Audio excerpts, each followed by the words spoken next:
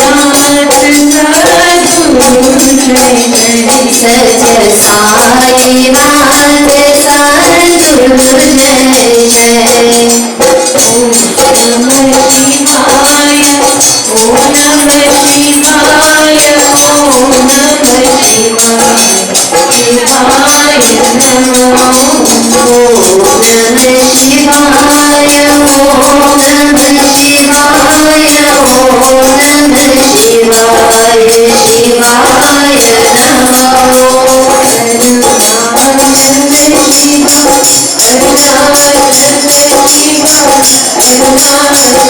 Pundit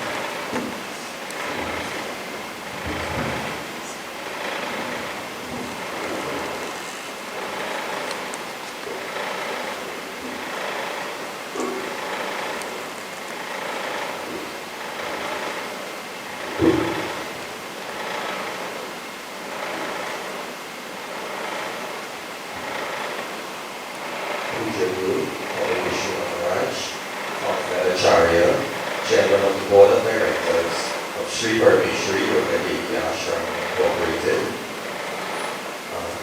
Puja Swami Sarvalokananda Maharaj, Head of the Ramakrishna Mission, New Delhi, Swami Devi, pundits present at the ashram, members of all religious organizations as well who are present here in the ashram, treasurer of the ashram, Mataji, Mrs. Pundit Vishnu Maharaj, trustee, Mr. Ashram Ramakrishna, ladies group president, Ms. Singh, youth group president, Ms. Shri Maharaj, Brahmachari student pundits, Durga and Parameshwari, especially invited guests, fellow devotees, Sitaram. Sanatana Dharma teaches us the importance of the Guru-Shishya relationship, and more so the importance of the spiritual lineage of the Guru which transcends time and place. Present today, we are indeed blessed to have with us not only our Guru, Pundit Vishnu Maharaj, and Swami Sarvalokananda, but we are also blessed to have in our presence Puja Swami Sarvalokananda Maharaj. And later on this evening, we will be blessed by Guruji's Guru, Puja Swami Sarvalokananda. We have been fortunate this year here at the ashram to have had discourses from the Holy Ramayana done by both Swami Brahmadev Swarupananda and Swami Sahavi Anandamayi Devi. Indeed, fitting since Swamiji is the world's leading authority on Ramayana, and Swami as well is very versed in expounding from these holy pages. Today, however, we are fortunate to be in the presence of Swami Sarvalokananda Maharaj, who will focus his discourses on that of Vedanta. Swami Sarvalokananda Maharaj is a senior monk of the Ramakrishna Math and Ramakrishna Mission, a global spiritual organization which has been spreading the message of peace, harmony, friendship, brotherhood, and universal tolerance and acceptance all over the world for more than 100 years. He is a popular speaker on Vedanta philosophy, propagating the universal message of Shri Ramakrishna Parameshwari and Swami Vivekananda. He travels length and breadth of India and America, Europe, Australia, Russia, Turkey, Southeast Asia, etc., to promote peace and harmony through intra- and interfaith dialogues and the parliament of religions. Swami Sarvalokananda embraced monastic life, joining the order of its Kanpal Haridwar India branch way back in 1973, where he served for 12 years, when he was deeply involved in spiritual practice and the medical practice of the Ramakrishna Mission Hospital. Later, Swamiji's services were required at the Ramakrishna Mission Seva Pratishthan, Kolkata, the largest medical institution of the Ramakrishna Mission in India. He served the institution with singular distinction for 22 long years, the first 10 years as its assistant secretary and the last 12 as its secretary. He served the Ramakrishna Math and Ramakrishna Mission Mumbai as the Adhyashakum Secretary from 2010 to 2016. He served as the head of the Ramakrishna Mission Ashram, Narendra-pur, Kolkata, India, which is the largest educational institution of Ramakrishna Math and Mission from 2016 to April 2023. Presently, he is serving as the head of the Ramakrishna Mission, New Delhi. So to have such a personality in our presence, indeed we are blessed. So let us please go straight into Swamiji's discourse.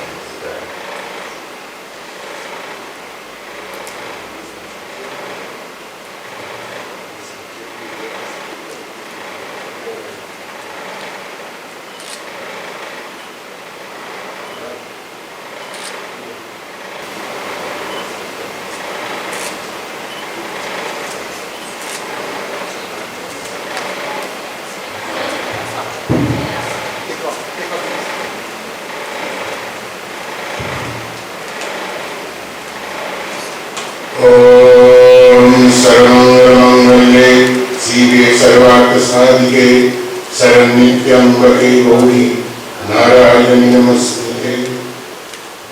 Pundit Vishnu ji, as witches of this beautiful temple, devotees, ladies and gentlemen present here. I don't know whether I am fit to sit on this huge throne, Singhasan, because I am a very ordinary person, the sevak or the master, so I don't know. Anyway,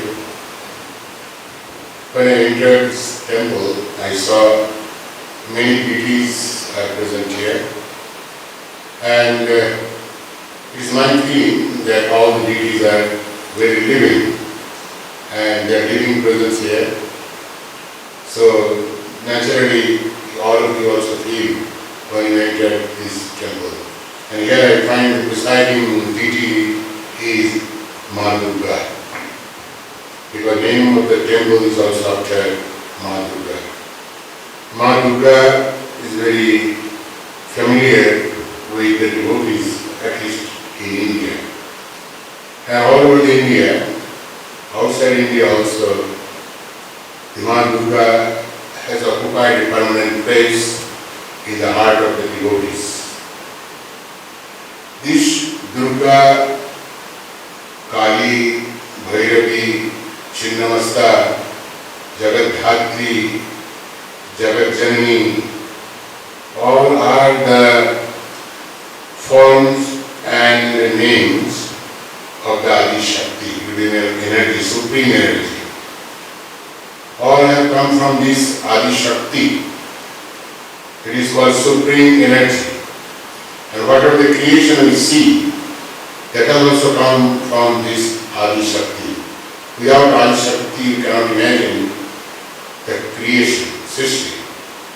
So this Ma Durga is a form of Adi Shakti, supreme energy. We worship him, it is, you can say, is a mythological god and goddesses. We get this Durga or Bhairavi or Jagadhatri, all we get particularly in the mythology. They are mythological god and goddesses, and in Hinduism there is a motherhood of God. There is no other religion, I think, this motherhood of God is there. But in our Hindu scriptures, in our Hinduism, this motherhood of God is very much important, and we strongly believe in motherhood of God. That is Divine Mother, Mother of the universe. We believe in this aspect. Mother Durga, all of you know how Mother Durga came into existence. Why people worship Mother Durga? Because in Chandi we find that Mother Durga came on this earth, or to this earth, to kill Mahishasura. Because Mahishasura was a very powerful demon. He was the head of the group of the demons, and they become so powerful that they driven away the god and goddesses from the heaven. Then god and goddesses came to Mahadev, Ramakrishna Vishnu Maharaj, and they say they are very much tortured and driven away by the goddess, by this Ashram, the demons. So they were very much perturbed, and they actually thought of doing something. How we can kill these demons, these asuras.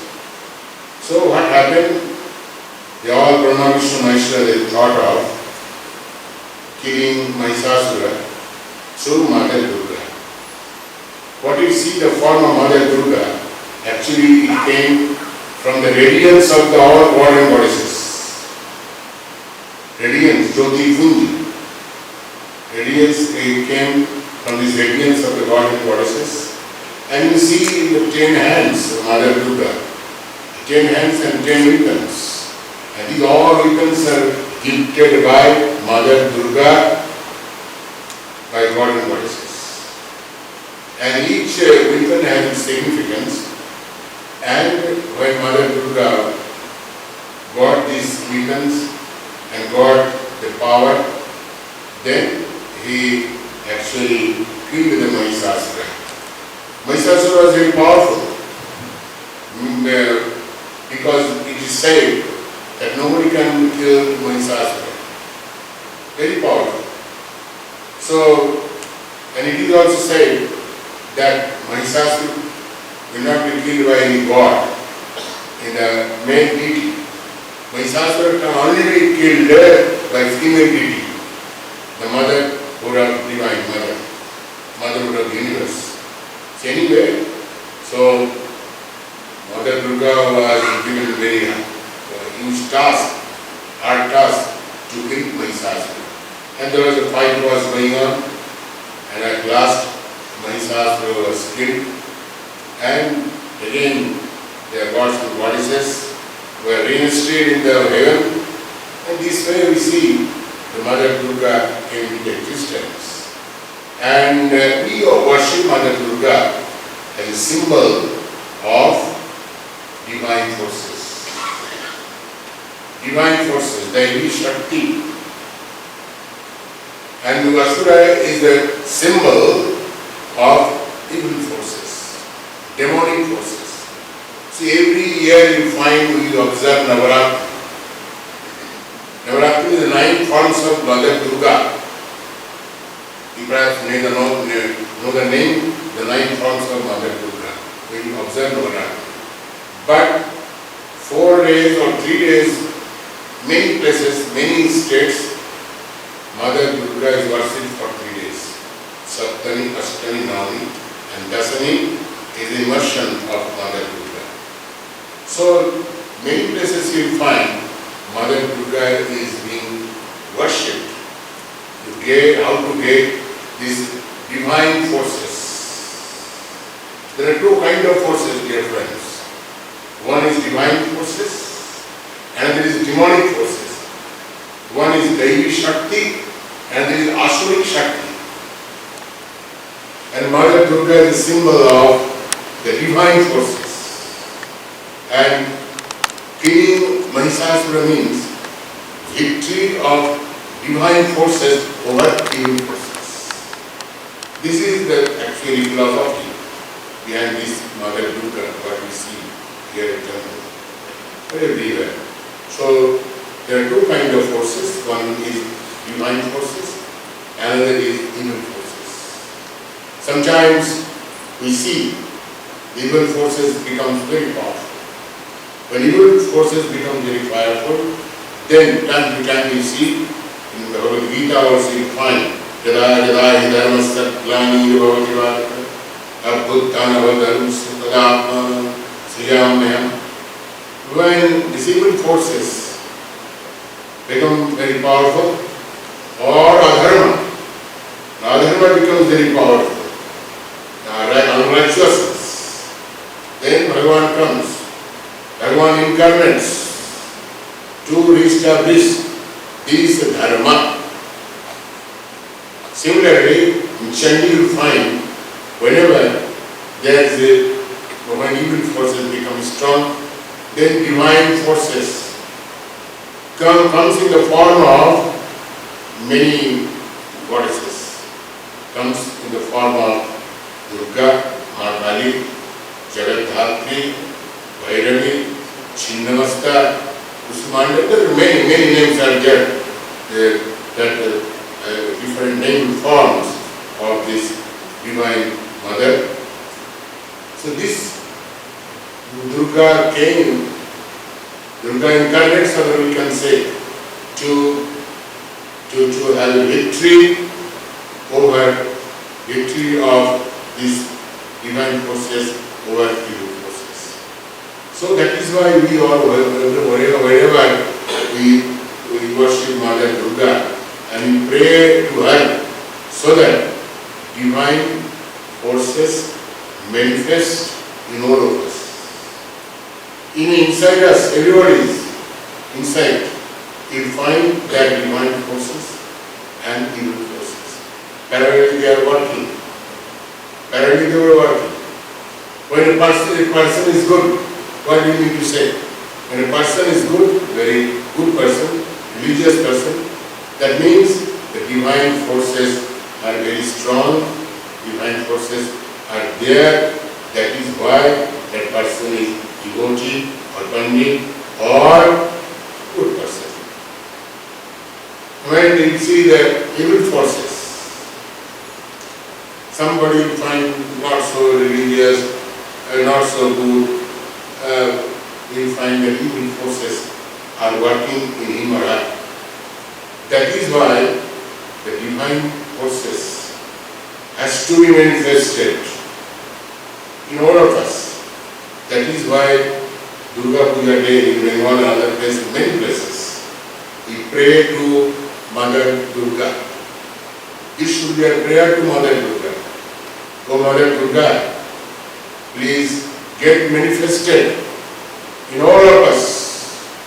Get manifested in all of us means so that the divine forces can be manifested in all of us. That should be our prayer to Mother Durga. Dear friends, Mother Kali, many are devotees of Mother Kali. Mother Kali also, the one name and form of this Divine Mother. Mother Kali is Sri Ramakrishna worshipped Mother Kali. He was a devotee of Mother Kali. How Mother Kali brought Sri Ramakrishna and how Mother Kali takes Sri Ramakrishna to the highest realization. Highest realization. Highest realization means Sri Ramakrishna started worshipping Mother Kali in dualistic way. Mother Kali and Sri Ramakrishna. And worshipping slowly, he went to that stage, and that stage is called, in a bhakti, is called Visishta Advaita, the qualified monism. Dualism you will find that God and worshipper, worshipped and worshipper. You find two.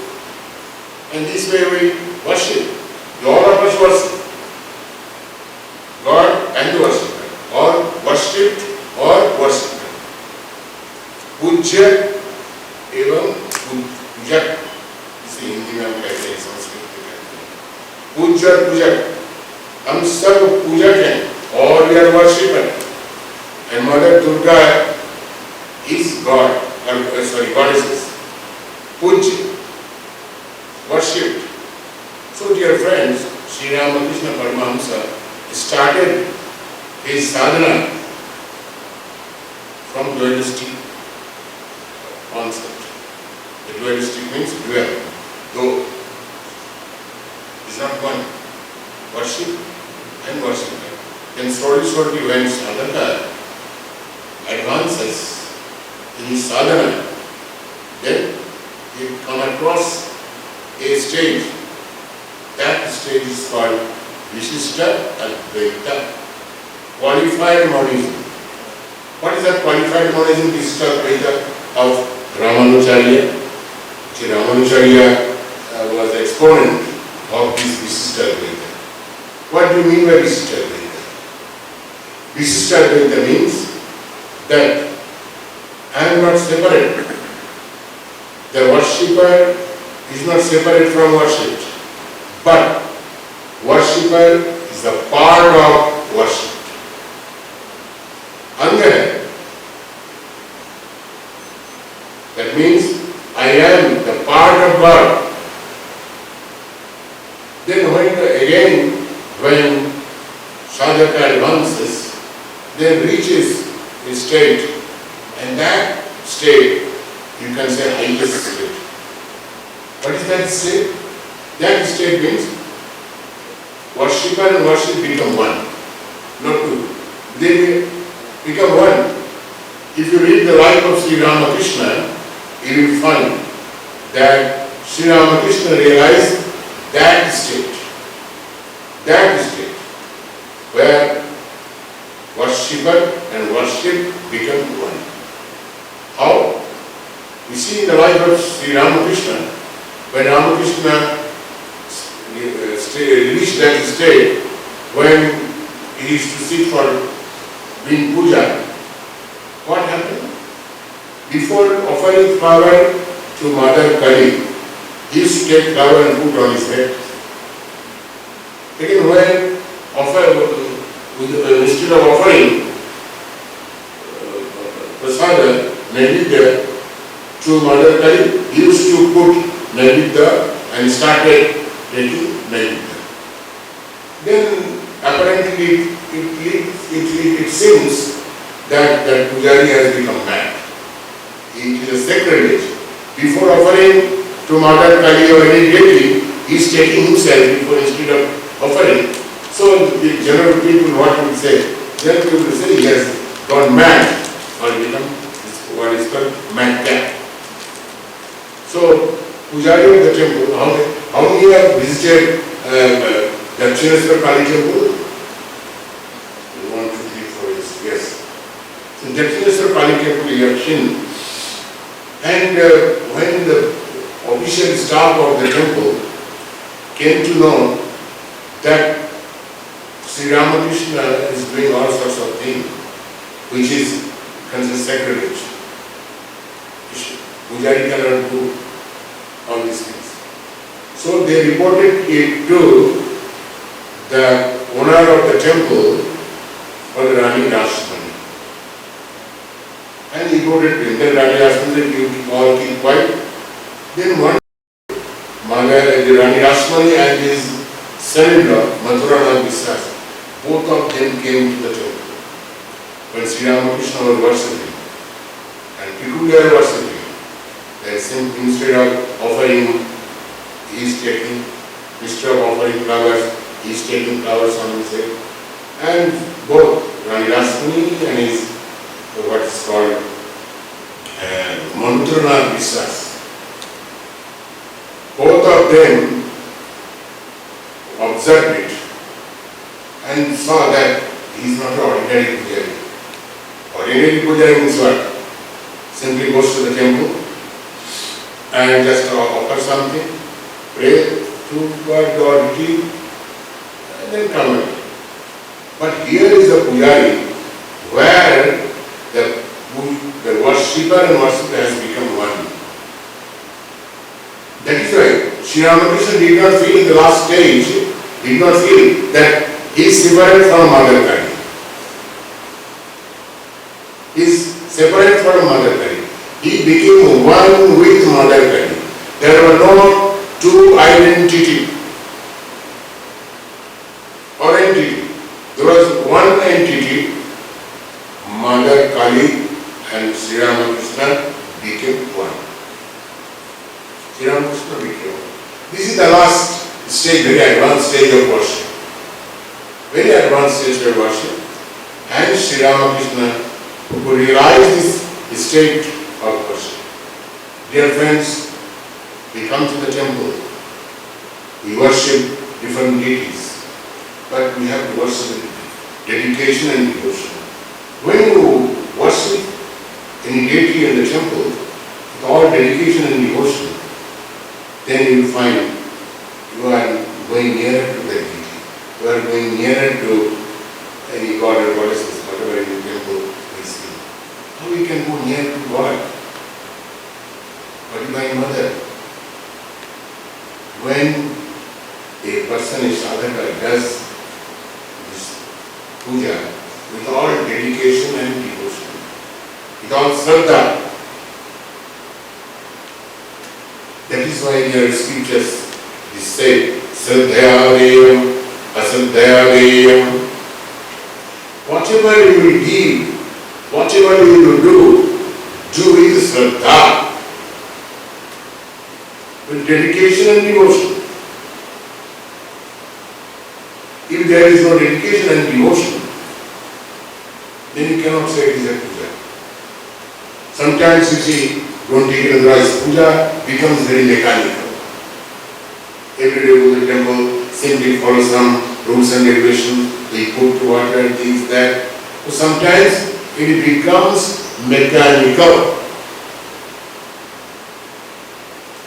If a puja becomes mechanical, then it's not puja. Puja must be mixed with dedication and devotion. Dedication and devotion. What do you mean by dedication and devotion? Other words, we can say that one must, that sadhaka or devotee must have vyakulata, yearning. He wants to see God. Look, devotees, they say they want to vision of God.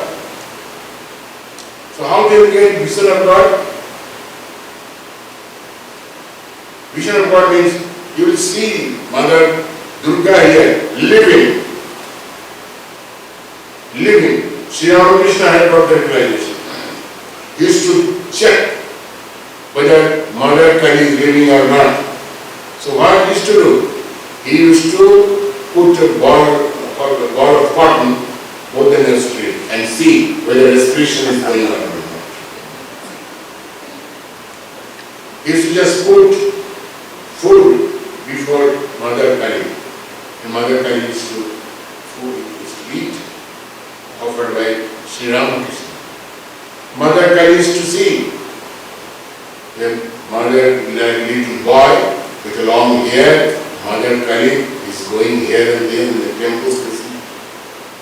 So dear friends, so this is called actually puja. This is called actually puja, devotion. So, what I mean to say, just to do puja, all of us will do puja with dedication and devotion. Otherwise, it becomes mechanical. It becomes mechanical. So that is why you see Divine Mother Durga. Divine Mother Durga. We pray to her. Give me strength, give me courage, give me vigor. Give me bhakti. And try to get manifested that divinity. In other words, you can say, in all of us. The Vedanta word, it has been said here, Vedanta. What is Vedanta? We talk about Vedanta, this, that, Upanishad. Vedanta tells us, according to Swami Vivekananda, he has nicely, very briefly understood. What is Vedanta?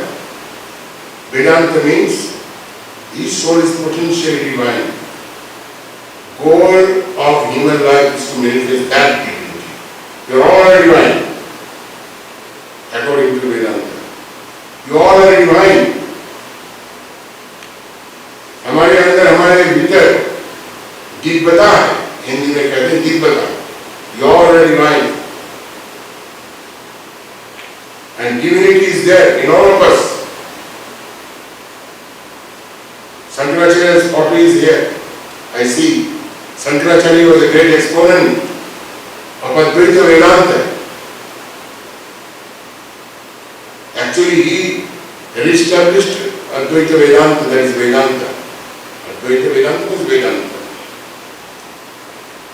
And according to him, very briefly said, he said, half of the sloka, by half of the sloka, I can explain what is Advaita Vedanta. And what is that? All of you know. Brahma Satya Jaganita Jiva Brahmaiva Na Para. The second part you take, Jiva and Brahma. They are identical. Jiva Brahmaiva Na Para. Jiva is nothing but Brahman. It is very difficult to understand it. If you go after hearing from this place, this course, if you go back to your house or home, then you will tell, no, I am not Brahman, I am Brahman. When Brahman exists, nothing exists. If you say, then people will say that he has gone mad. Take him to psychiatrist. Quite natural. Everything is Brahman. That means I am losing my identity. Whatever it may be, it is a great subject for discussion. It takes hours together to discuss this Vedanta or Advaita Vedanta, whatever it may be. This much we should know that our identity is something else, according to the spiritual standpoint. Generally we say our identity is nowadays very easy. My identity is so-and-so @gmail.com so-and-so. Dear friend, this is the identity. Yes, it is your identity. But try to remember, this is your relative identity. This is not your true identity. Not your true identity. According to spiritual standpoint, I am telling again and again, from spiritual standpoint, not from worldly standpoint.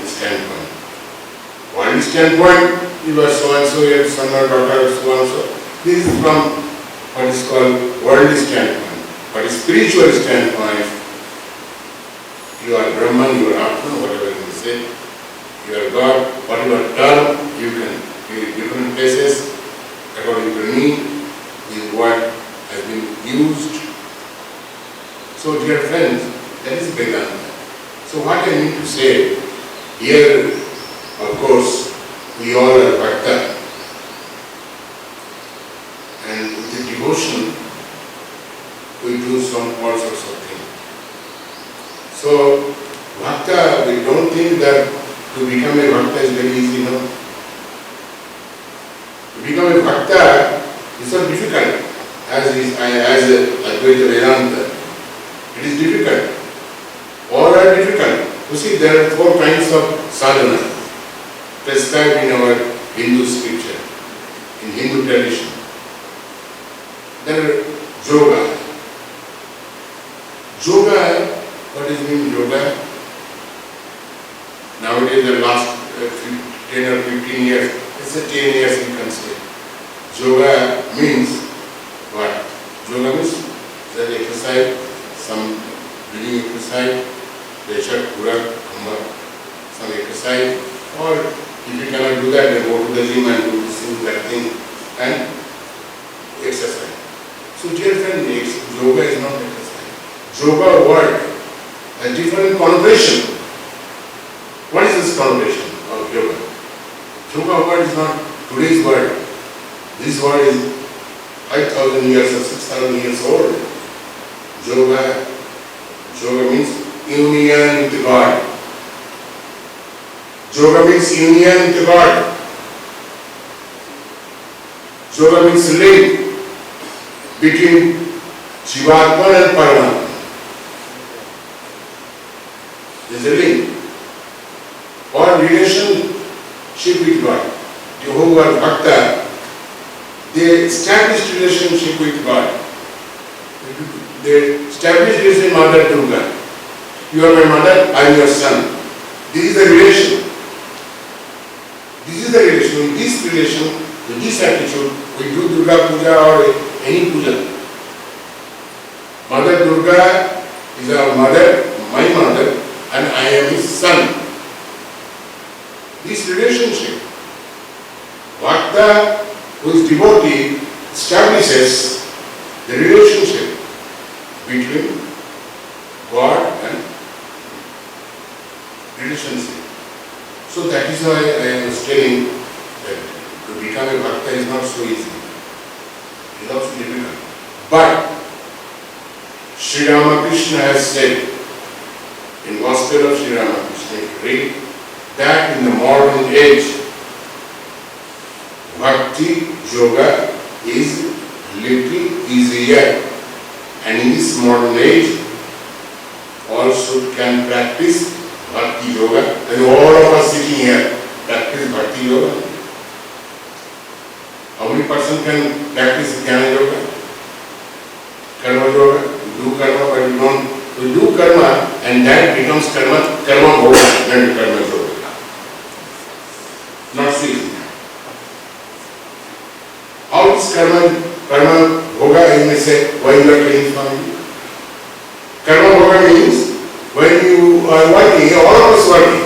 You working with some motive. When you work with some motive, then you will get result, karma phala, and karma phala is the cause of our bandhana, the bondage. What is that bondage? Karma phala creates bondage. What is that bondage? Bandhan. Bondage means, what mean by bondage? I know you read many books, to material world and this life. Pardon? To the material world. Yes, material world is there. So, bandhana, mainly we say we are in the bondage of birth and death. Janma mrityu ka cycle of birth and death, it is the greatest bandhana for all of us. You have to cut that bondage, then you have to do work without any motive, without expecting any result of your action. Then it becomes karma yoga. Otherwise, all we are doing what? It is karma yoga. I understand. Anyway, so we are all, bhakti yoga getting easier according to Shri Ramakrishna, because all of our devotee, we want relationship with what is called God or goddesses, and we become bhakta. So try to establish relationship with God, any God or goddesses, and we established. We worship, when we pray, what do we pray? We pray, Mother, protect me. Or God and protect me. All these people establish relationship with God and goddesses. So here many deities are here. I am very happy. All the deities are present here. All important deities are present here. This Brahma also I find is here. So it is real. You won't find any temple. Only I have seen, if I remember correctly, Pushkar. Pushkar mein keval, Pushkar we find this deity of Brahma. Here you have put it very good. Why you have, you see, you have to understand it. Many people say, why so much of deity? Because deities, according to taste and temperament of the devotees. Somebody like Mother Kali, somebody like Mother Durga, somebody like Ganesha, according to the taste and temperament. Somebody like Shiva, somebody like Santosima, here, one of Santosima is here, and Lakshmi. So, dear friends, what I mean to say, so many deities are there. It is a very plus point of Hinduism. Hinduism doesn't say that you have to believe on particular God or goddesses. No, it is open, free. No religion will find this. Another religion only one. You have to obey or let out. Islam, Christian, they don't know many, those who have made. But here in Hinduism, many God and goddesses. One American came to me, many American comes, foreigner comes. Swami, in your Hinduism, pantheism, there are many God and goddesses. It is very difficult, God and goddesses. So how we worship God and goddesses? Why so many God and goddesses? What is the reason? I told him, you go to the mall. Now there is mall everywhere, and now there is great. You go to the mall, and what you do? You want to purchase a bread. Then how many types of breads are there? Garlic bread, brown bread, this bread, that bread, amuk bread. Today I went to a stay from hotel. So they have given a particular type of bread, local bread. So when people go to purchase bread in a mall or shop, there are many kinds of bread. And according to the taste, the customer, the purchaser, they purchase bread according to their taste. Somebody like garlic bread. Similarly, in our Hinduism, there are many gods and goddesses, deities. According to taste and temperament, they worship. What is the harmony? Oh, is it so? Is it so? Yes. According to taste and temperament, we worship. So no compulsion in Hinduism. तुमको दुर्गा को, you have to worship Durga, you have to believe in Mother Durga, you cannot believe in other deities. No. कितने हमारे इसमें वेदों और पुराणों में कितने लाख हैं ये देव देवी कितने हैं पंडित हैं कहते हैं कितने हैं कहते हैं कितने बोलते हैं कितने लाख हैं 33 करोड़ हाँ 33 crore yes I know my name 33 crore देव देवियाँ हैं 33 crore. According to taste and temperament. So it is not something, it's not wrong or it is not unscientific. According to your taste, whatever you like you can do, you can worship, you can pray. This is the thing. So I don't want to neglect much of your time. I find this temple very neat and clean and well maintained. The temple should be like this only. Why? Because when you go into temple with all dedication and devotion towards the deity or whatever deity it may be in the temple, if neat and cleanliness, it is said that cleanliness is the next door to godliness. If it is dirty here and there, no, neat and clean, then you won't feel to do worship you. So this is well maintained temple. Alright, thank you very much. If you have any question, you can raise question. If you have any question.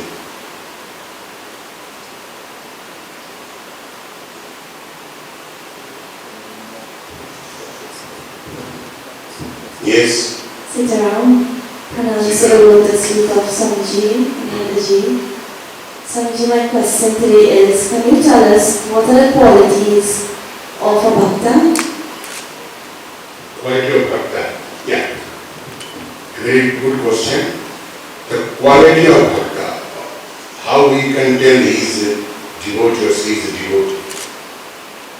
I am not going to the Bhakti Yoga 12th chapter of Bhagavad Gita.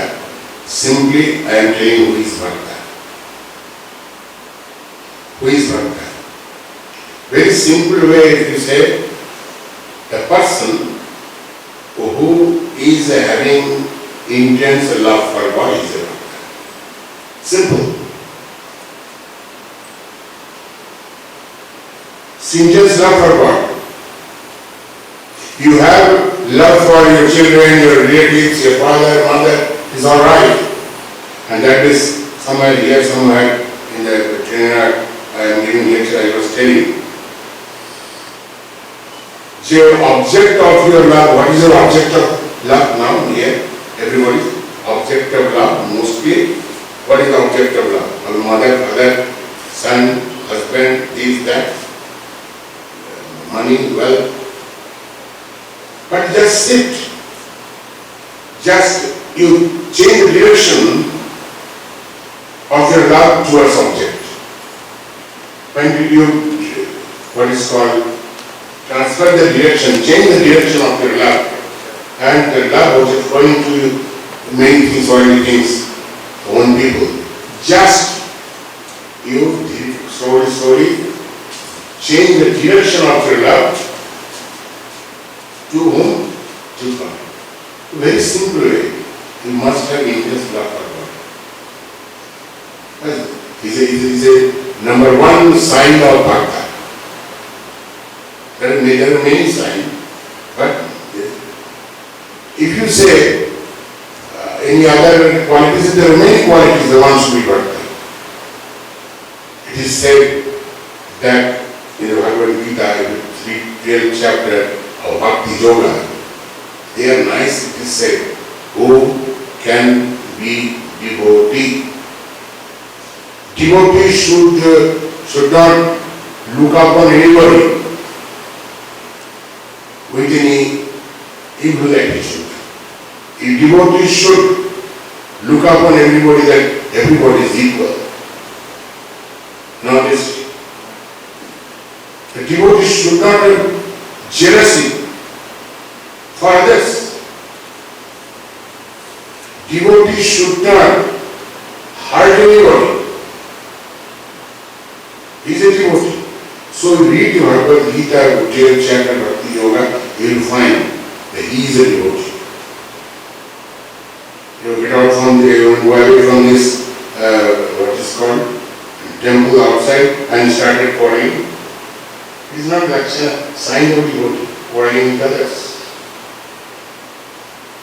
Quarreling with others. You must have fellow feeling with others.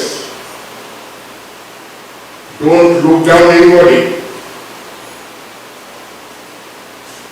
Try to think that everybody is your own. This is the sign of Bhakti. A very simple way I am telling. These are the signs. You see, Bhakti means only like putting this and that and this is not true. Yes, it is needed. This Tilaka Chandana, everything is needed. It is a formality, no doubt about it.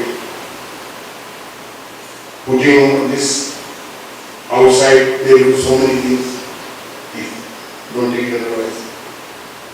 Bhakti means, see, there should be spiritual, there should be manifestation of what is called spiritual consciousness.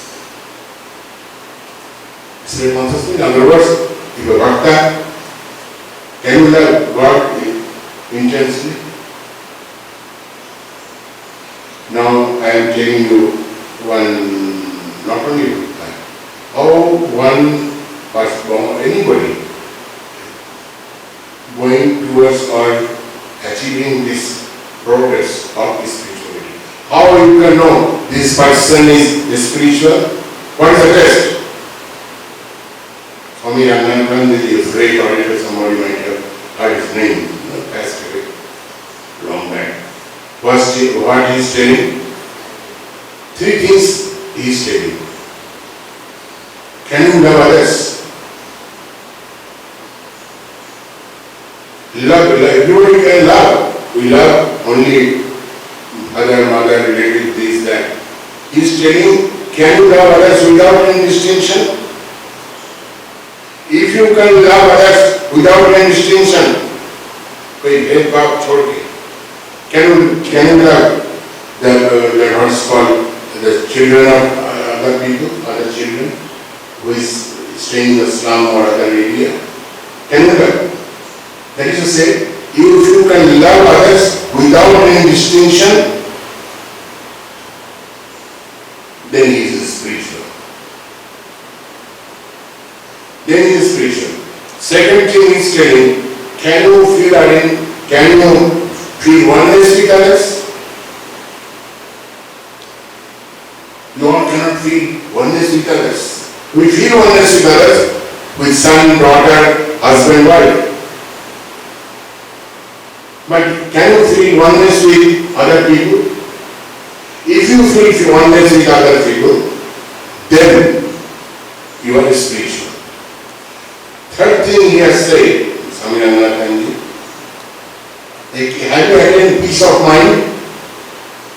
If you have had any peace of mind, can you radiate around you? Then you are spiritual. So there are many things are there. So if you want to be bhakta, then have intense love for God. You yourself can understand. Whether slowly you are developing love for God or not. I need not say, anyone need not say. You can test yourself. See the life of Mirabai. Don't say that everybody should be Mirabai. But how he developed love for Bhagavan Krishna. He given up everything. That is why the simple thing is, whether we are being love for God or what is not everything. Yes.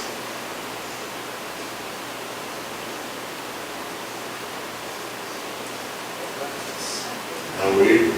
Swamiji, the idea of Ishta Devta and how to dedicate to Ishta Devta, give some. You see, Ishta Devata means Ishta Nishtha. Ishta Devata means what happens generally when you get Diksha from any organization, whether it is ISKCON or Ramakrishna Mission, or any organization mainly, the Vaishnava organization or something, whatever it may be, when you get Diksha initiation, Diksha mantra you get, at that time it is said that such and such deity or god or goddesses is your Ishta.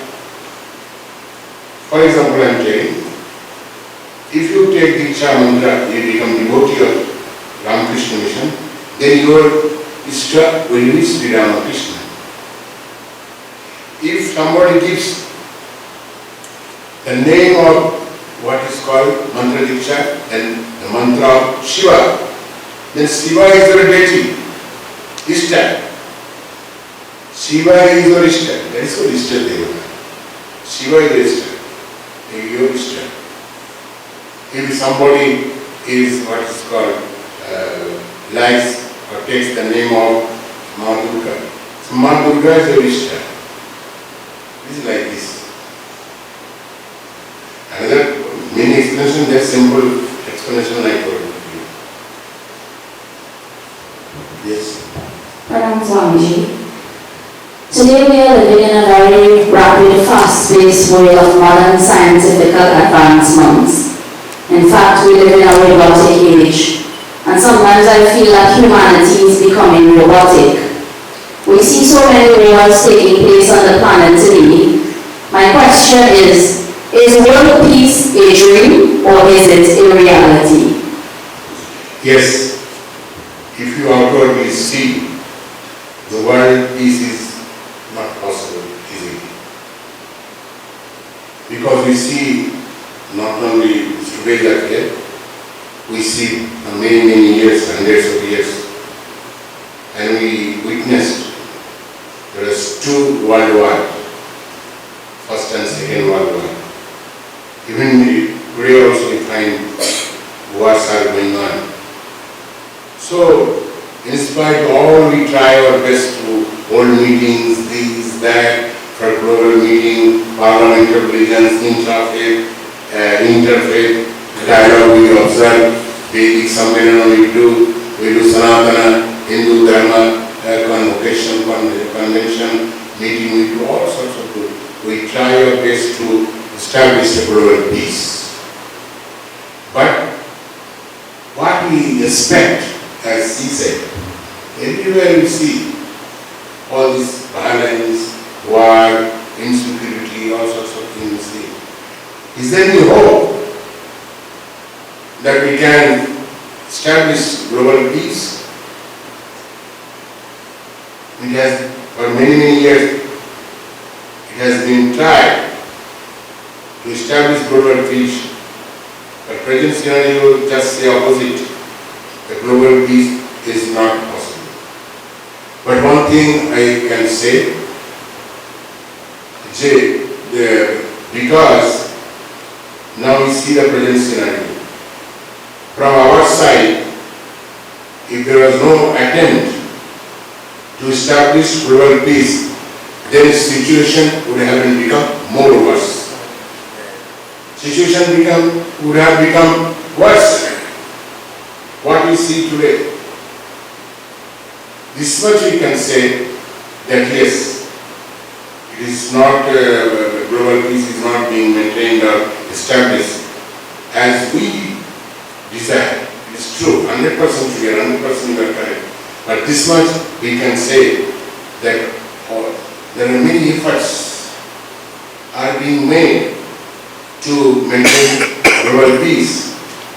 But no, it's not according to our desire, according to our expectation.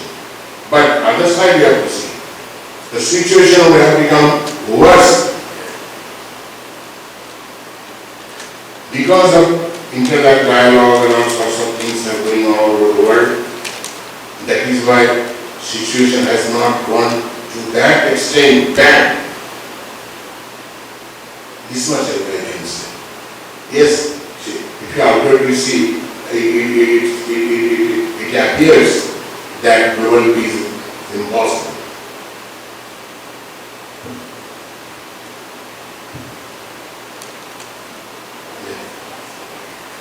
Swamiji, any advice to us how we could learn Hindi? We lost the language of Hindi with our forefathers, right? So what can you tell us how we could, what's the best method for us to relearn Hindi? This is a question of, I actually, in this place, I was under the impression that at least Indian origin people, the forefather, at least they can understand little Hindi or they can speak little Hindi. Now here in town, they are more than Britishers. They were so fast telling English. So really I wondered, at least here I expected. First I asked Parameshwari before coming to this place, Acha, I should speak in English or Hindi? Don't say Hindi from Swami. Don't say Hindi. Speak in English. That is why I am telling you. You have to take initiative. You have to take initiative. I think because generation after generation, nobody has tried to learn Hindi. That is the problem. But on the contrary, what we find, many Indian origin people, even in India, they want to learn, they will not learn Sanskrit. They will learn Spanish, French, German, or such a thing. Why? Because they will get a good job when they go outside. So you have to take initiative. Now, the problem is, we build the cat. We build the cat, you know that the problem is there. We build the cat. We take the initiative. Somebody should take the initiative, no? So you all can take initiative. What is there? Take initiative.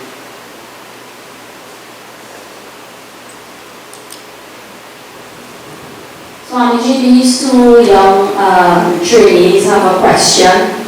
They are supporting Panditji in the mandir, but they are just a little bit shy. But they want to know what are some techniques they could use to advance themselves in their spiritual sadhana. You see, technique, there is no shortcut or any hard and fast formula is there for spiritual progress. You understand? Spiritual progress, just now I told how we become spiritual. 3 things I told just now. What I told.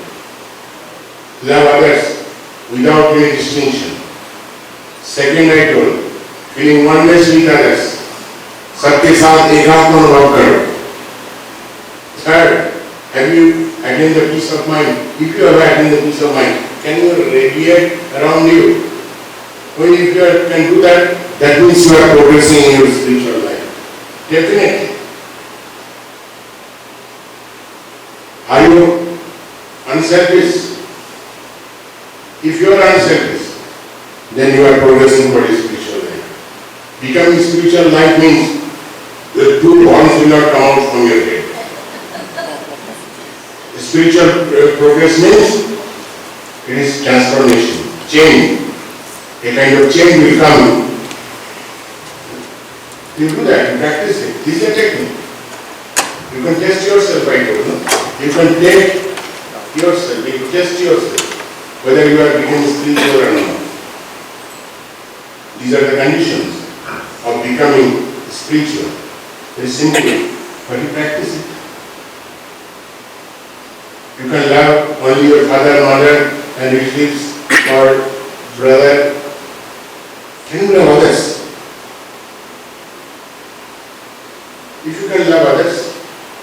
As you love your father and mother and everybody, then you are spiritual.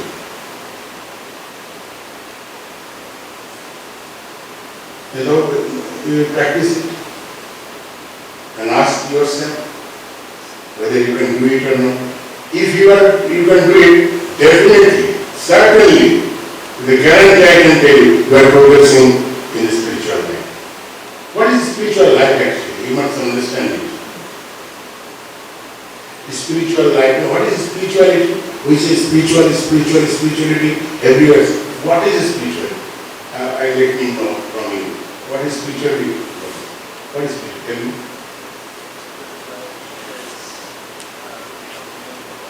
Ajit, what? Connection, yes.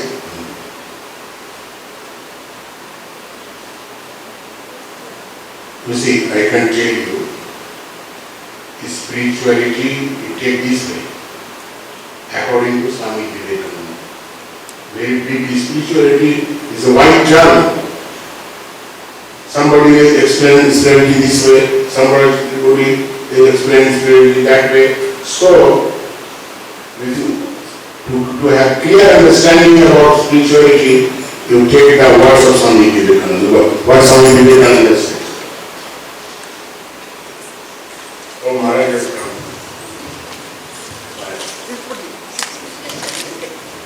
I expected you.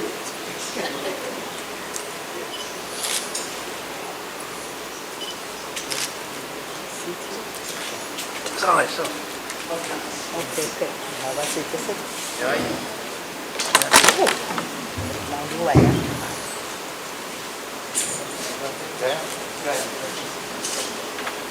You please take the word of Swami Vivekananda. Very briefly, he has said, what is spirituality? To be good and to do good. Do you understand what this word? To be good and to do good. What is that? To be good. Become good man. Become ideal man. Become ideal citizen. And next is to do good. Do some good things. Do serve women. What is called serve people. Just an example. That is the spirituality. Spirituality doesn't mean only chanting. Spirituality doesn't mean that you have academic knowledge. No. That is called spirituality. It brings a kind of change in you, transformation in you. Transformation for good, change for good. What you are now, if you really become spiritual, then you will become different person. You will become different person. Your anger will go, sorry. Your greed will go. Your surrender will go. Everything slowly will go. You will become different person. You are not angry now and then. If you are spiritual, take it. Your greed for things will also go slowly. Then you are spiritual. Otherwise you are not spiritual. Attachment for the things, so many things. If you are spiritual, then attachment, slowly attachment also will go. Then you can say yourself that you are spiritual. Okay?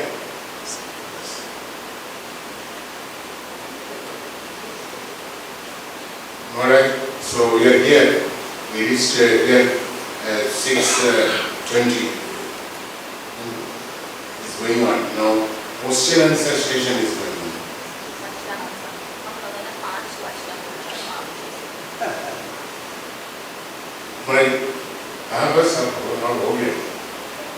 You say something. Maharaj, you please say something.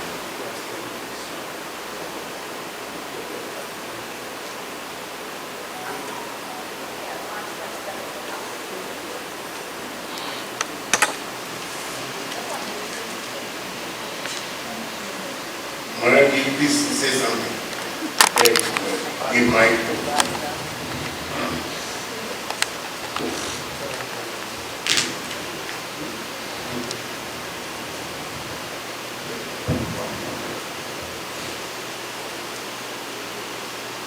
So Swamiji is a very nice Panditji. He is publishing the magazine also, very standard magazine. Or I like so nice murti here. All murti is alive. When looking, I'm feeling they want to talk with me. He's my very nice Pandit. I like him. Due to this Ananda and I was a lecturer here. Very all dedicated disciple, devotee, or Pandit also. Two Pandit. We are doing the puja. So from the 1 year, we came close. The 3 programs we have done it together. You came, you are blessing this temple, the devotee. No, Maharaj, I am not blessing. Rather, I am blessed, Maharaj. On behalf of Pandit and Pandit family, so thanks, but you also give thanks. Yes. Okay. So I'm very happy. I don't know in front of you what should I speak. In the great poet of India, Rabindranath Tagore, very small anecdote I am presenting. One man very sad. He went to move evening time river to river. Now darkness has come. Suddenly he saw one bag. In bag, he taken the bag. Is he feeling something in bag? Night. In night he didn't see what is that. He sat in front of river and beach of river, started to throw one part. You are thinking at a stone. Sad man. 1, 2, 3. Stone is so. Throw in the water. But he thinking, worried, suddenly this night finished, sunlight came. He is looking in this bag, not stone, really diamond. Then he started to cry, what I have done. I spoiled all diamond through the water. I didn't recognize. The story is wrong, but stop. Same way, my dear brother and sister, we have very valuable life, like a diamond. But we are throwing, uselessly, aimlessly.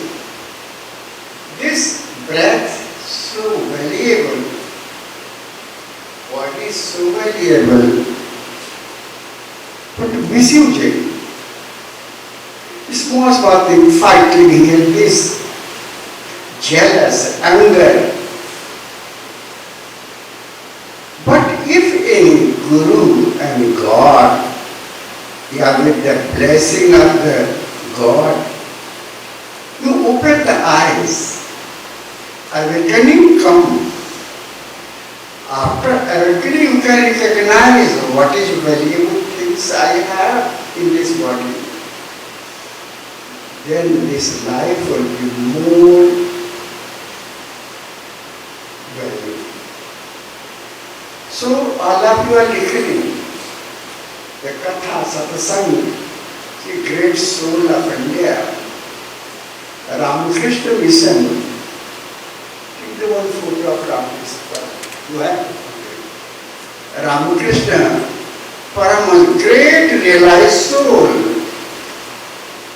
His disciple Vivekananda, first sannyasi of India, went in America and New York. He gave the lecture. Very nice. For the harmony of the whole world, love for the whole world. Then became very great, popular in the world. My dear brother and sister, Swami belonged to the same organization, Vivekananda, Ramakrishna, Parameshwari. Every country is center. It was my inner desire. Swamiji, come in this country, arrange and guide and inspire us to start a small ashram. Your ashram is our ashram. So that is enough. So we can do activity, many activities, spiritual activity in the whole world. Swami's organization. And I also have taken the Guru Mantra, I am very proud and happy that I belong to this organization. Swamiji, really you came, you blessed everyone. Everybody happy after meeting, discussing. You daily organize the classes. Ramakrishna, Gospel of Ramakrishna. I give the other 3 books in this country available. So, I will present one. Yeah. Okay. So more blessing. I don't like because Swami has taken your time. Very nice message has given. But I want to that's okay. For the news. Yeah. Tomorrow. Holy Gurudev Maharaj ki jai, Shankar Bhagwan ki jai, Har Har Mahadev.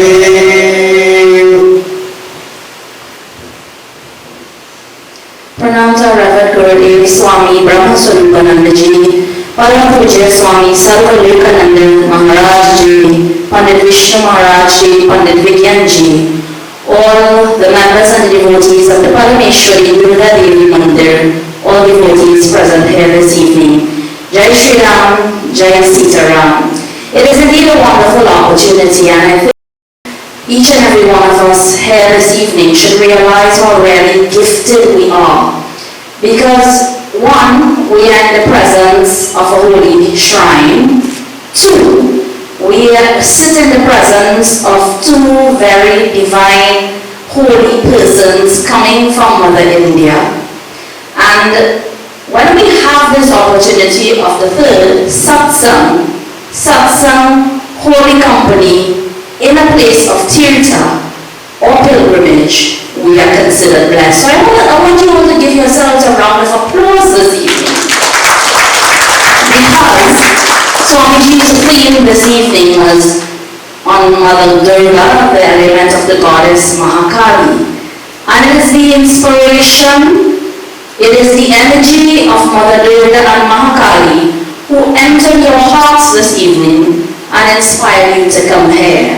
So that divinity is present within each and every one of you. You heard our Reverend Gurudev Ji say that Swami Sarvalokananda Ji comes from that great order of the Ramakrishna mission or the Swami Vivekananda tradition, our great Hindu hero who left Bharat Mata and came to the United States of America in Chicago in 1893. And when he spoke, I think what Dr. Vishal might give this voice that I love. My dear brothers and sisters of America, the entire congregation present at the World Parliament of Religions gave him a standing ovation. a very young Swami at that age. Swamiji, can I ask you how old was Swami Vivekananda when he went there? At that time, hardly 29 or 27. 29, 27 to 30 years old. Could you imagine that? And world I leaders. want to correct you, Yes, Swamiji. because Swami Vivekananda addressed the whole audience as sister and brothers only. Sisters and brothers. It's not brother and sister. Right, mother first. Eh? Mother first. What is it? Mother first. Yes. Sisters. Sister and brothers only. Thank you, Swamiji. Don't think that in the parliamentary regions, Swami Vivekananda only addressed the audience, sister and brothers of America. Before Swami Vivekananda, other speaker also took the speaker's address. Yes, Swami. But there was no thunderous applause, Right. or standing ovation. When Swami Vivekananda uttered these two words, sister and brothers of America, 7,000 people stood and given standing ovation. And there is a clapping, applause for 2 or 3 minutes. What is called the chairman of the meeting had to request the audience, please Sit down. sit down and keep quiet. I hope you're not going to tell me that. So anyway, that standing ovation that Swami Vivekananda received is indeed a symbol of the glory, the greatness of our Vedanta philosophy, our Hindu culture and heritage. It is at the lotus feet of these two representatives of this great Vedantic tradition that we sit here this evening. And thank you, Pundit Vishnu Ji and the devotees of this ashram for the opportunity. Tomorrow is your last opportunity in the journey of knowledge. Swami Sarvalokananda Ji will speak at the Ramakrishna International Ashram tomorrow 6:30 p.m. I warmly invite each and every one of you. Let us give Swamiji a magnanimous farewell that he will decide that he is not returning to India. Thank you. Jai Shri Ram, Jai Sitaram. Panditji.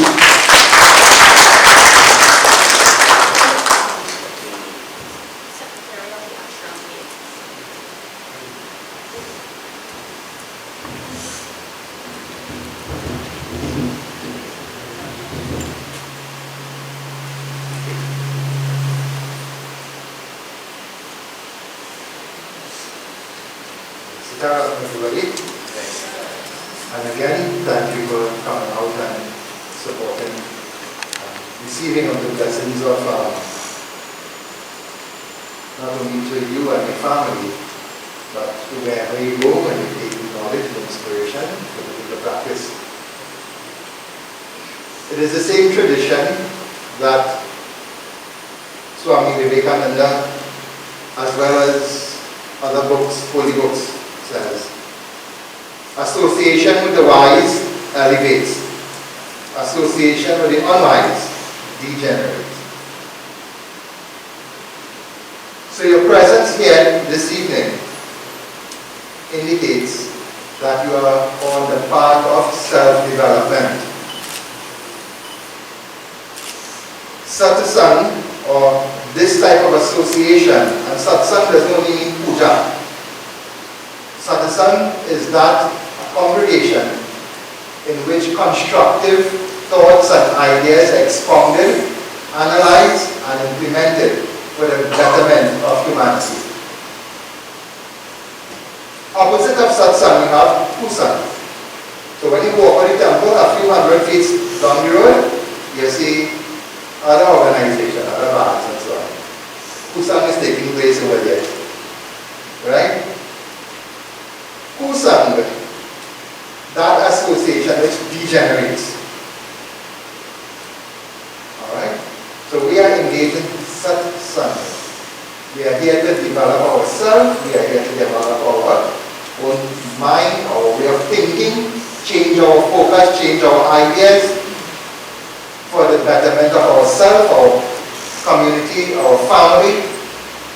When we allow the ego to take control of us, and we start getting jealous, we start being envious, we start getting angry, and we start doing all the wickedness and thinking and doing the wickedness, then we are degenerating. Then we are causing our own destruction. We are not evolving. That puts us in a state of mind where we are no better than the animals. The animals can't help for the state they are in. They naturally have to exist like that. That is their survival mechanisms. We as human beings, we are given a human body with something called free will. Divinity does not interfere with free will. You are born with karmas and you have to experience your karmas. But you have the freedom of the willpower within you to decide whether you want to go up or you want to go down. And your presence here indicates that you are interested in the path of development, and for that you should be complimented. And when the effort is genuine, and God sees, the mother sees that your effort is genuine, she will send the qualified gurus to you. And when these holy ones come, that is why I started to say, association with the wise elevates, association with the unwise degenerates. So when you stay in the company of the Guru, you are able to evolve, you are able to develop yourself, you are able to temper the bad habits and eventually get rid of them. It is not something that is going to happen overnight. It takes time, it takes practice. In some cases it even takes lifetimes, depending on the karmatic burden you're with. But genuine effort. Bhagavan Krishna, Arjuna asked Bhagavan Krishna, what is the consequence of someone who started on the path of self-development and fails? Bhagavan Krishna says there is no consequence. The person just continues from where he left off in his next life. But genuine effort is necessary.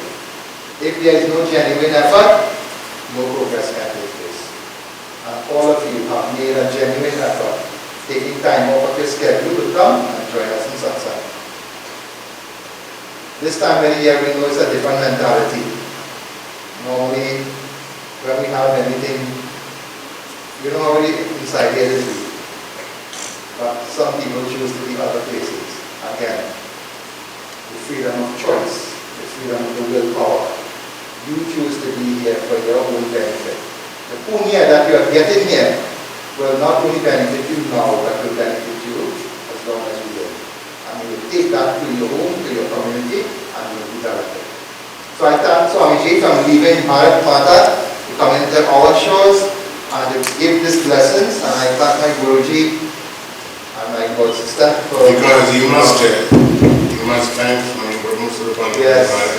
At his invitation, it has become possible for me to come to your country and to meet you all. Ever since I know Swami, when I know Swamiji, all his hair was black hair. And then so we started classes and so on. And since then he has always been an inspiration for everything I do. So whatever you all learn from me, Swamiji is responsible for it. So thank you for coming. And I think Swamiji and Shri Swamis will hold on there, so you all will come and get their blessings and so on before we leave.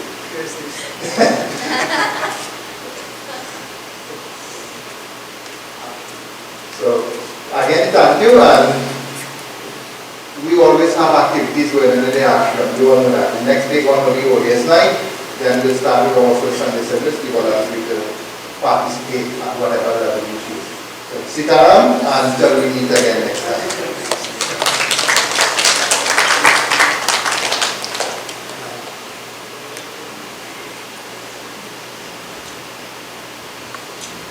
On Swamiji's guidance, I'd just like to ask Vashti from Brahmavidya Peetham International to give thanks on behalf of Swamiji and let us know about Swami Sarvalokanandaji's further programming.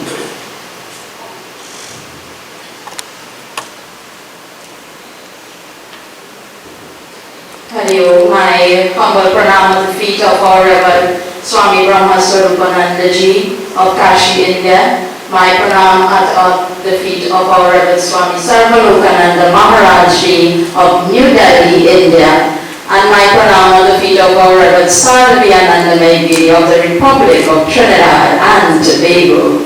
My humble pranam at the feet of Pundit Vishnu, Pundit Vidyanji, and to each and every one of you humble devotees here tonight, I say a very, very great Jai Shri Ram. Upon Swamiji's request, I am here to just give you a little taste of what you will get tomorrow night when you visit our ashram at Brahma Vidyapita International. And I do stress on the word international because Swamiji would have visited not only Trinidad, he would have visited Tobago, and he would have visited Guyana as well. And I believe if he had more time, he would have visited more Caribbean islands. On behalf of Brahma Vidyapita International, I'm here to thank Pundit Vishnu for hosting us here tonight. And a little tidbit, our dear Swamiji would have met many influential individuals in Trinidad and Tobago and Guyana, including our very own High Commissioner to Trinidad from India, that's Dr. Pundit Vishnu Maharaj. When Swamiji would have gone to Guyana, he would have met with the Vice President of Guyana, that is Mr. Bharat Jagdev. He would have met Dr. Amit Telam, who is the Indian High Commissioner there, and he would have met with the Vivekananda Cultural Center Director there. Additionally, Swamiji would have met with Swami Aksharananda of Guyana, who runs the very popular Vedanta school there, I believe, Saraswati Vidya Niketa School. Swamiji just returned from Tobago today. I came straight here from the airport, and while he was there, he would have visited the Sai Center, meeting our dear Auntie Jen Gopi, among other devotees. Tomorrow, in addition to Swamiji's farewell ceremony and magnanimous send-off, in the morning at 10 a.m. he will be visiting Radio Jagrati, where he will be interviewed by our very own Dharmacharya, Pundit Dr. Ashram of the Sanatan Mahasabha of Trinidad and Tobago. I am telling you this because Swamiji did not meet only regular people, he met extra regular people. And when you come tomorrow night, you know a picture says 1,000 words. We're going to show you a lot of pictures. So it's going to be a bumper program. We hope to see you all there. Jai Shri Ram. Before we go to the next speaker, I would like to acknowledge the presence of my brother-in-law, Mahat Ganesha Namsaru, of the Caribbean Faith, and my in-laws with them too. So we have representative of the Caribbean Association here. So welcome and thank you for your presence. So now we go over to Chandika. So this evening we have with us Chandika ji. She's the daughter of Pundit Vishnu ji, and she will be bringing the final words of thanks and final closing remarks on behalf of the Parameshwari Durga Devi Ashram. Chandika ji. Sit down, everybody. Sit down, everybody. I would love to give thanks to Swami Sarvalokananda, Swami Brahmadev, Swami Ananda Vaidhi, Pundit Vigyan, and my father, Pundit Vishnu Maharaj. I would love to give thanks to each and every one of you for making the time to come to the Shri Parameshwari Durga Devi Ashram and blessing us with your wisdom. It has been such a pleasure and an honor to learn so much knowledge from each and every one of you great Swamis, and I would love to have you all here again. Thank you.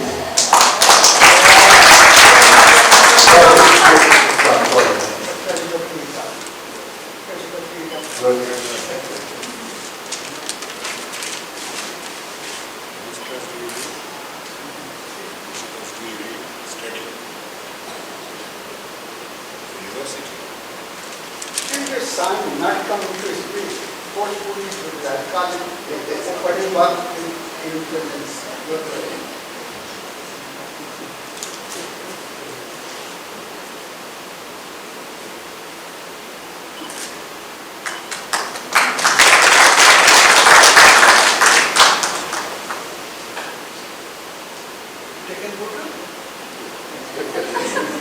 So I invite Nikki to come forward.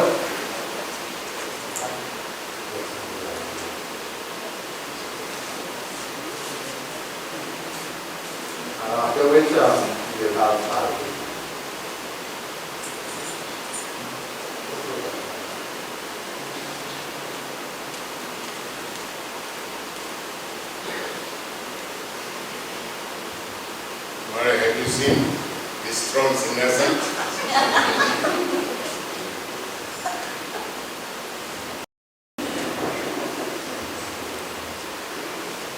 Is it everybody on side?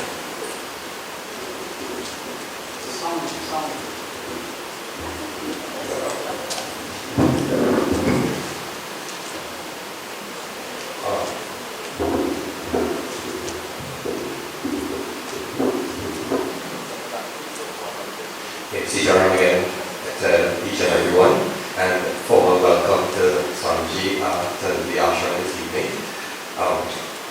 So Chandika would have done the vote of thanks, but I will just formally close the formal part of the program tonight.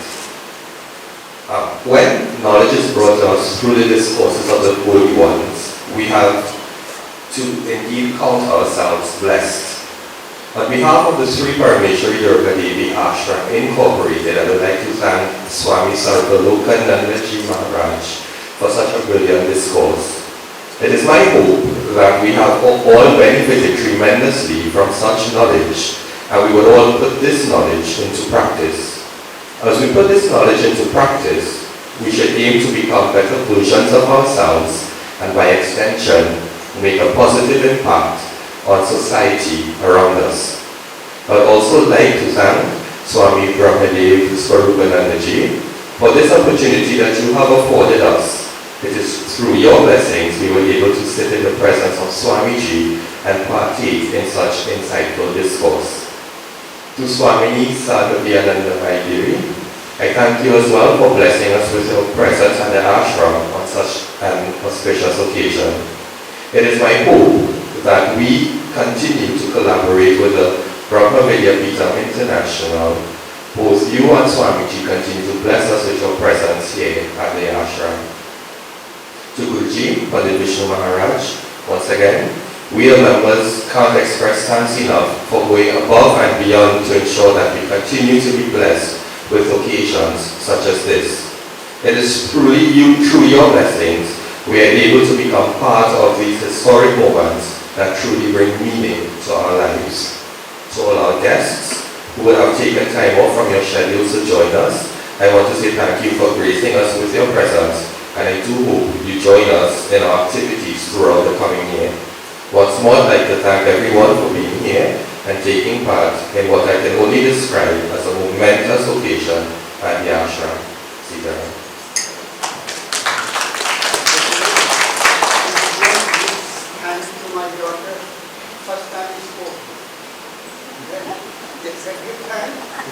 So let's formally thank Chandika on the first formal presentation at the ashram as you group president. And Panditji, thank you so much for gracing us with your presence here. Alright, so let us all stand as we have our short arati as well as our closing prayer.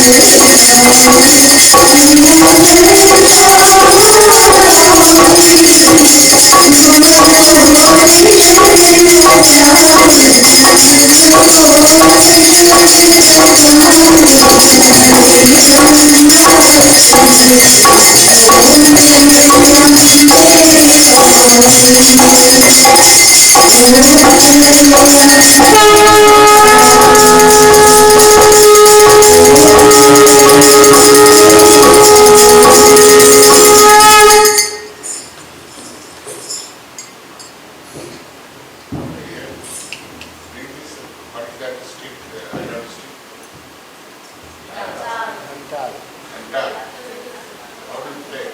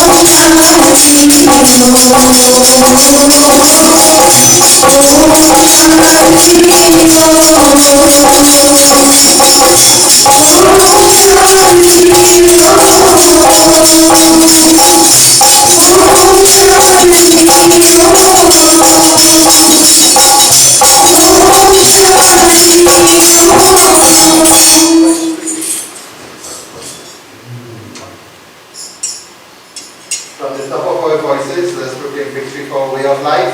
Let us establish firmly, confidently, our presence and identity, and for our noble religion, Sanatana Dharma. Prem se bolo Gajanan Swami ki Jai, Umapati Mahadev ki Jai, Pawan Putra Hanuman ki Jai, Jagadambika Durga Mata ki Jai, Shri Sadguru Nath Maharaj ki Jai, Satya Narayan Swami ki Jai, Prem se bolo Shri Satya Sanatan Dharma ki Jai. Jai Jai Sri Ram.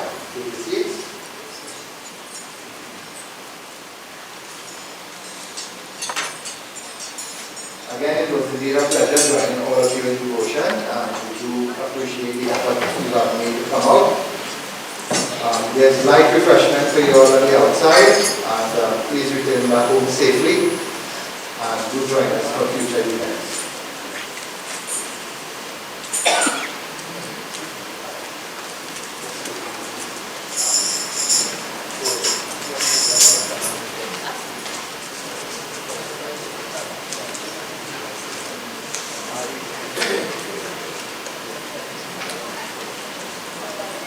So those of you who wish to come and get Swami's lessons, Swami by Swami by Swami, I can come and get their blessings. Alright?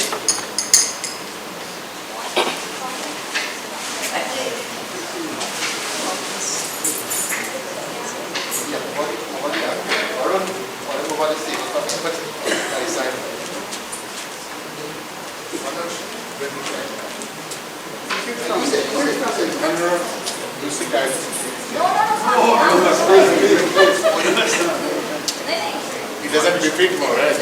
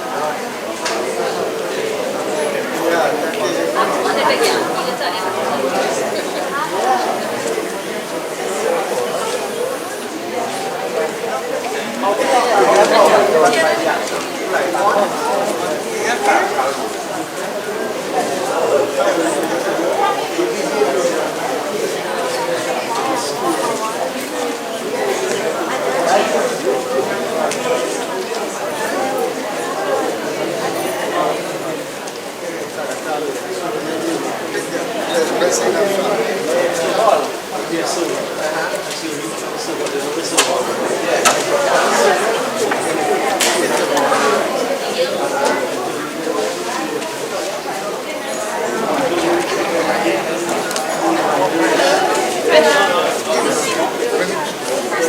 I'm going to sing writing quality.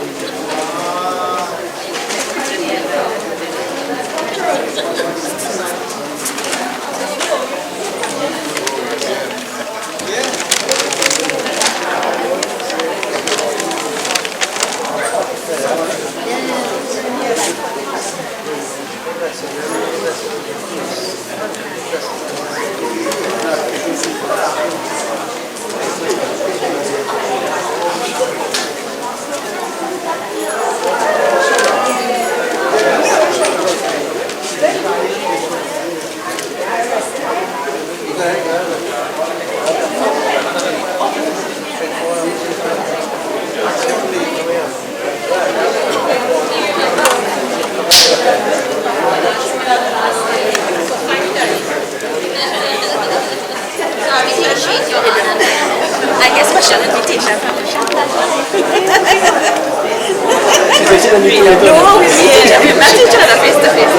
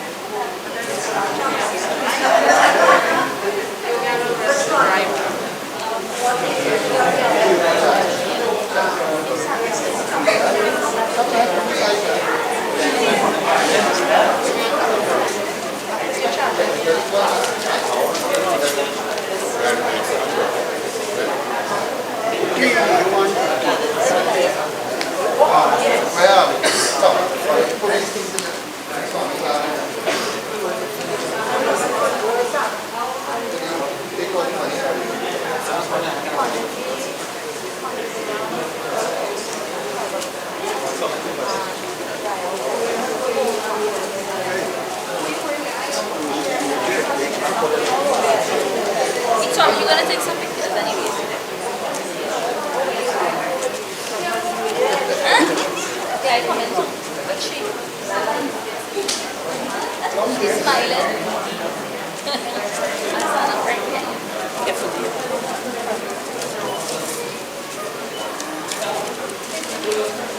Right, let's take up the basket and the weight and move it out.